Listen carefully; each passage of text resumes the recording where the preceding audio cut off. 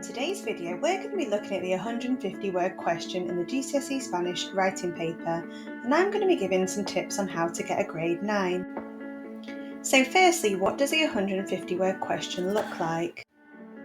So this question is worth 32 marks and comes up on the higher paper. It's question 2 on the higher paper. There will be two 150 word questions to choose from, and as you can see from the example, you will be presented with 2 bullet points. In terms of how long you should spend on this question, I would say if you spend around 30 minutes planning and writing this question and leave an additional 5 to 10 minutes to thoroughly proofread it and check through it, then that should be plenty of time to complete this question. Tip 1. Get to know the mark scheme. So there are 3 parts to the mark scheme for the 150 word question. The first part is the content mark, which is worth 15 marks.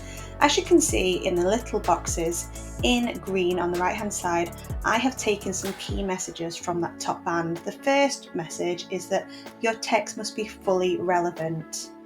Any rambling or straying away from the bullet point will result in less marks for content. Secondly, communication must be clear. If the examiner at any point when they're reading your text has to question and work out what you are saying, obviously you're going to lose marks for content. And the third key message is that you include at least 2 developed opinions in your text. I'm also going to add that you must answer both bullet points to get into that top band. If you completely miss a bullet point out, then you are going to lose a lot of marks for content. At the same time, there is no requirement of a completely equal coverage of the 2 bullet points. So if you write a little bit more for one bullet point than the other one, that is okay, but we want to try and make them as even as possible. The second part of the mark scheme is for range of language, and it's worth 12 marks. The 3 key messages from that top band are to include a variety of vocabulary, to include a range of complex structures, which I'll go into more detail about later on in the video, and also that the text is as fluent and coherent as possible. So the structure of the text will be really key in this part. The third part of the mark scheme is the accuracy part. And the key messages for this: to get the 5 marks for accuracy, your verb and tense formations have to be really secure, and there have to be as few errors as possible too. Tip 2. Break down each bullet point. So as we've just seen in the mark scheme, there were 2 key messages for the content mark, and that was that clarity is really important, and that each part of the text that you write has to be relevant to the bullet points. So one of my tips is to break down those bullet points into 4 paragraphs. So here's an example of how I have done that. So if we look at this example question, it says, lees un artículo en una revista española sobre la tecnología. So you're reading an article in a Spanish magazine about technology. Decides escribir un email. You decide to write an email. Menciona, mention, and there are 2 bullet points are lo bueno y lo malo de las redes sociales. So the good and the bad things about social media. And the second bullet point, cómo la tecnología ha mejorado tu vida recientemente. How technology has improved your life recently. Then underneath it just says, write approximately 150 words in Spanish and respond to the 2 aspects of the question. So we've got 2 bullet points there. We need to make sure that everything, our communication is really clear and that we're not rambling too much.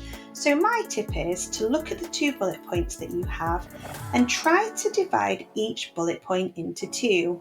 So for example, can you see here for the first bullet point, the good and the bad things about social media?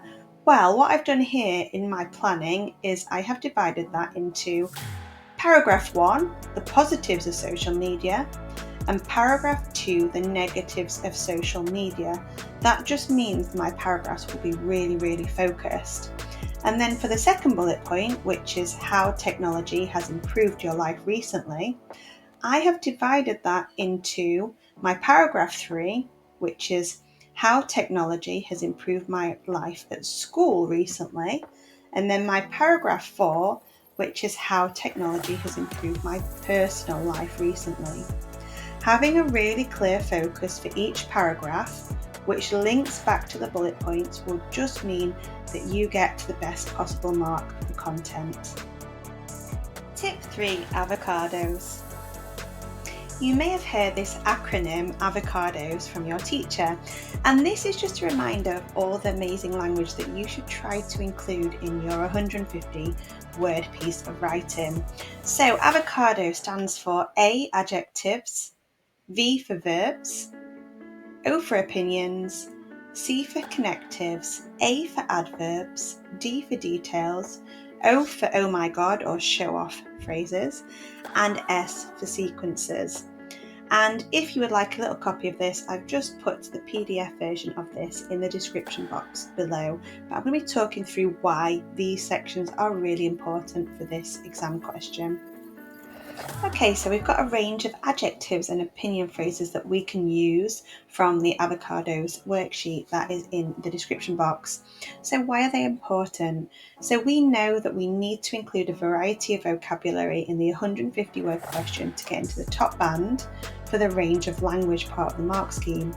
So trying not to stick to the same adjective or trying not to repeat any adjectives or opinion phrases is a great way to do that. So instead of saying maybe divertido, fun, a couple of times, could we use emocionante, the word for exciting, or the word inolvidable, unforgettable? And instead of saying me gusta, could we use me chifla or me mola, which mean I love? So trying to get into the habit of varying our vocab is really, really worth doing for the 150 word question. But also don't forget to develop your opinions as well. So as we saw from the mark scheme, for range of language to get into the top band, you must include complex structures. There are lots of different ways to form a complex structure, and I go into quite a lot of detail about this in my 90 word video, which I'll just link above. If you go to the 5-minute mark, you'll see a little bit more detail there. But quite simply put, a complex structure is an extended sentence. And these two sections of the avocados worksheet are great connectives and extra details that you can use to create those complex sentences. One of my favourite ways to include a complex sentence is to simply add por ejemplo, for example, which is a great way to extend your sentence. But using any of these connectives is a great way to do that. So don't forget to revise these connectives and also the details section there too. Another tip to make your text as fluent and coherent as possible is to add some of these sequences, which are also on the avocados worksheet. So we've got phrases like en primer lugar, which means firstly, or en segundo lugar, secondly, or finalmente, and they just mean your text will read nice and fluently as someone reads through it. Tip 4, include the subjunctive and imperfect subjunctive tense. So if you are really near your writing exam and you would like some phrases that you can include straight away, here are some really useful examples. So some examples of some imperfect subjunctive phrases, we've got si tuviera más tiempo, if I had more time, or si tuviera la oportunidad, if I had the opportunity, or si tuviera que dar mi opinión, diría que, if I had to give my opinion, I would say that. And for the subjunctive tense, we've got phrases like cuando sea mayor, when I am older, or cuando tenga 18 años, when I am 18 years old, or que yo sepa, as far as I know. So hopefully these would be really, really useful if you are quite near your exam. And if you would like a little bit more detail on that, then I will just link a video where I go through lots of these useful phrases in the description box below. Tip 5, learn your verb endings and common irregulars. So for your 150 word text, as you saw in the mark scheme, your verb and tense formation needs to be secure for you to get 5 marks for your accuracy mark. So definitely take the time to use your revision guides to revise all the key verb endings and the common irregular verbs. If you would like to watch a video on all the different tenses I suggest revising, as well as lots of irregular verbs, then I'll link that in the description box below as well. Tip 6, add some idioms. Some of my students will actually plan the idioms that they would like to use at the beginning in the planning process. So for example, if you wanted to use the idiom, it's a piece of cake, es pan comido, then you could just write that in your planning section and think about where you could add that. Idioms really show off, and obviously that's going to tick the box for a variety of language used and for complex structures. Again, I will just link a recent video I made on lots of really good idioms that you could use in your exams in the description box below. Thank you for watching, and please do subscribe for weekly videos giving lots of tips to help you with your GCSE Spanish. Bye!